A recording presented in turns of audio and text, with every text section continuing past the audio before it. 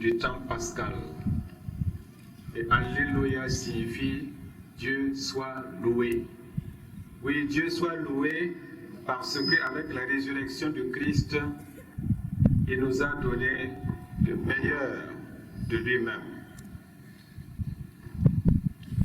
Je voudrais que nous soyons reconnaissants au Seigneur cette nuit pour la grâce, j'allais dire le privilège que nous avons d'organiser et de vivre cette veillée de Pâques.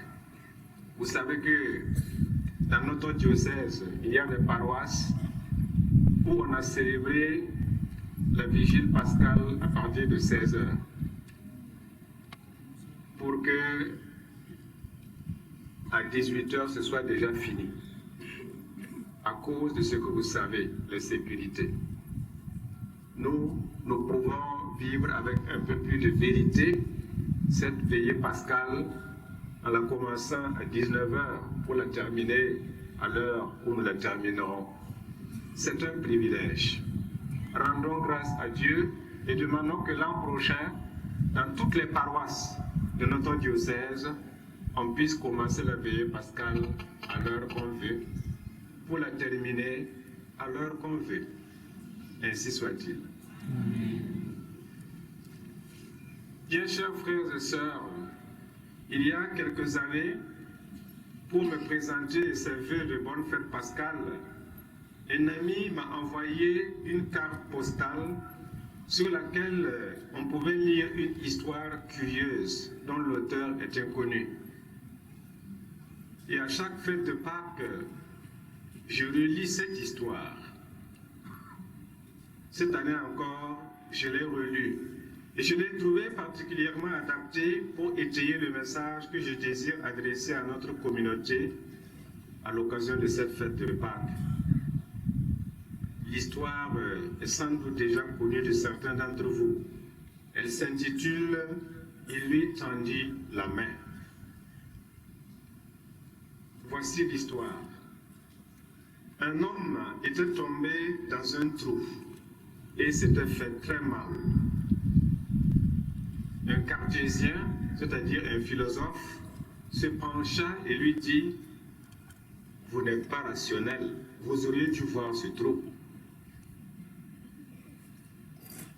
Un spiritualiste le vit et dit « Oh, vous avez dû commettre quelques péchés pour tomber dans ce trou. » Un scientifique se pencha et calcula la profondeur du trou. Un journaliste qui passait par là, il y en a devant moi, un journaliste l'interviewa sur ses douleurs. Qu'est-ce que vous devez avoir mal? Un yogi, quelqu'un qui pratique le yoga, s'approchait et lui dit « Oh, vous savez, ce trou est simplement dans la tête, comme la douleur. Ce n'est pas dans la réalité. »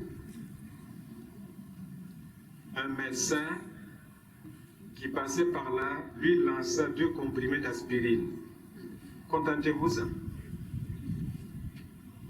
Une infirmière qui passait aussi par là s'assit sur le bord du trou et pleura longuement avec lui. Un thérapeute, c'est-à-dire un psychologue ou un psychiatre, l'incita à trouver les raisons pour lesquelles ses parents l'avaient préparé à tomber dans ce trou, car ce n'était pas fatal. Une pratiquante de la pensée positive l'exhorta en ces termes « Oh monsieur, quand on veut, on peut, vous pouvez sortir. » Un optimiste lui dit « Oh, vous auriez pu vous casser une jambe. » Et un pessimiste vient ajouter « Ça risque d'empirer. » Puis, un enfant passa et tendit la main à l'homme qui était tombé dans le trou. L'histoire écrite sur la carte postale s'arrête là. Mais nous devons continuer cette histoire. Nous devons la continuer car c'était pour que je la continue et que je l'achève que mon ami m'avait envoyé cette carte. Donc, un enfant passa et tendit la main à l'homme qui était tombé dans le trou. Mais l'enfant vit que l'homme était si blessé, si affaibli, qu'il n'avait même plus la force de saisir la main qu'il lui tendait. Alors, l'enfant décida de descendre dans le trou où gisait l'homme. L'enfant chargea l'homme sur ses épaules robustes et il remonta du trou avec lui. Il prit soin de l'homme et l'homme retrouva ses forces. Alors, l'enfant poursuivit sa route avec cet homme à ses côtés. Et chaque fois qu'il voyait en passant un homme tombé dans un trou, l'enfant et son compagnon lui tendaient la main et le tiraient hors du trou. Et ensemble, ils prenaient soin de lui. Alors, l'enfant invitait cet homme aussi à poursuivre la route avec eux. Et depuis, ça se passe comme ça. Et il paraît que le dernier homme, peut-être était-ce une femme, en tout cas la dernière personne que l'enfant a tirée du trou, c'est vous, vous qui m'écoutez.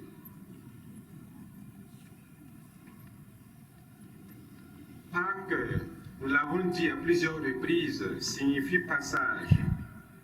Pâques, c'est le passage de l'enfant sauveur. L'enfant qui tire l'homme du trou. L'enfant sauveur est le visage de la miséricorde de Dieu pour notre humanité. C'est lui qui est venu, qui a souffert, qui est mort et qui est ressuscité pour nous. En cette année où nous vivons de grandes épreuves dans notre pays, dans la sous-région et même dans le monde, le vœu que m'inspire cette fête de Pâques, le voici. Que l'enfant tire notre monde, qu'il tire notre pays, notre région, notre diocèse, déchiré ici et là par des actes terroristes, endeuillé ici et là encore par des guerres fratricides, partout plongé dans l'inquiétude et en proie à une insécurité grandissante, que l'enfant, par la puissance de sa résurrection, tire ce monde, tire notre pays et notre diocèse des trous où l'intolérance et la violence aveugle de l'homme les ont jetés. Mon vœu, c'est aussi que dans notre propre sphère d'influence, nos communautés, nos familles, nos services, conscients que nous-mêmes, nous avons été tirés d'un trou, nous nous laissions entraîner par l'enfant dans son aventure miséricordieuse de sauvetage de tous ceux qui sont tombés dans un trou. Faisons attention, ouvrons les yeux. Nous en verrons qui se débattent dans les trous. Nous en entendrons qui gémissent dans des trous. Nous en découvrirons qui soupirent dans des trous. Certains dans des trous d'indigence, et il y en a beaucoup parmi nos déplacés. Certains dans des trous de la tristesse, d'autres dans les trous de l'incompréhension, et d'autres encore dans les trous du découragement et même du désespoir. Pour eux, soyons non pas le cartésien qui ironise et qui passe, ou le spiritualiste qui moralise et passe, ni même la bonne infirmière qui pleurniche et passe, mais l'enfant qui leur tend la main. Les œuvres de miséricorde ne se limitent pas au temps de carême, elles doivent nous accompagner toute cette année durant, toute notre vie durant, et surtout pendant ce temps pascal. Oui, que cette Pâque de l'année 2022 soit celle de la main tendue. Pâque de la main tendue, joyeuse Pâque à tous.